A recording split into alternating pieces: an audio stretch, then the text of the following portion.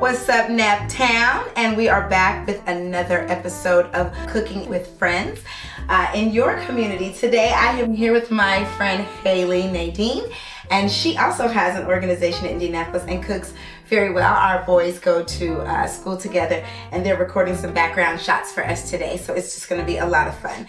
These are going to be simple dishes that we're going to cook today that are great for kids, great for busy moms, great for throwing together leftovers. And so tell everybody about your organization and what you do. Hi, I'm Hayley Nadine, and I've been working on a project really since COVID called Nourish Indiana. This project started during COVID when my mother-in-law and I began to write down the recipes that we've been using as we've been gardening and preserving foods together and medicines over the last 8 years. And so we really wanted to connect with community. We wanted to build more sustainable food networks. And so we started a newsletter and began to record some of our recipes and share them on Instagram. Now we've began doing some cooking demos and some workshops, and so we've just been really enjoying building community here in Indianapolis. So this is a really natural fit.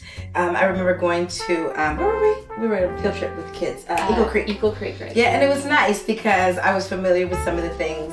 So we foraged a little bit during that time together, and then I remember her pointing out jewelweed. I was very excited because my friend, my fairy godmother, Dr. Corson, had taught me a lot about jewelweed, so I was able to identify with that, and we were able to pick out certain herbs with the kids, and it was just a lot of fun. So our relationship kind of started there a couple of years ago through our children, and then so we connect around community and love and friendship and our school that we love, the School for Community Learning, and our sons. And so today she's going to show us how to make this awesome fried rice.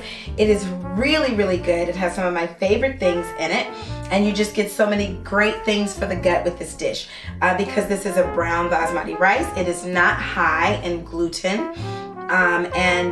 You can do this without eggs. If you're a vegan and you don't do eggs, you can certainly leave the eggs out, but we will be using the eggs for the protein of choice for this dish. So we're gonna go on over to the skillet and kind of start putting the ingredients together so you can see how to put it together and how it's done. All right, and so we start with a nice warm skillet because this is a stainless steel pan. So then we add the avocado oil.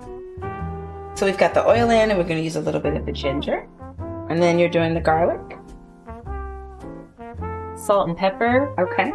Add the rice. Okay. And am I doing all of the rice? And add all of it. I feel like we might need to add a little bit more oil before we get to the egg. And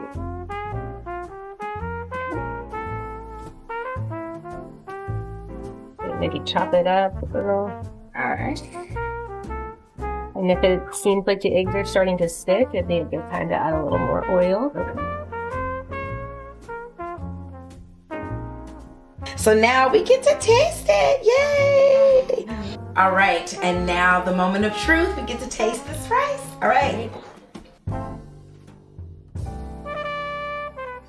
It's good. I love ginger and I love garlic, so the two together with the rice, it's great. With the onions, it's really good. And it's filling. And if you took your meat or whatever you wanted, or your protein or whatever you wanted, your eggs, you put in here. Good deal. Thanks, friend. Right, thank you. That's really good. All right. Well, that wraps up another episode of Cooking with Friends in your kitchen, in your community. And this was just really fun to make and really nice to have you here. Thank you for being with us again today, and thank you for joining us. All right. See you guys next time.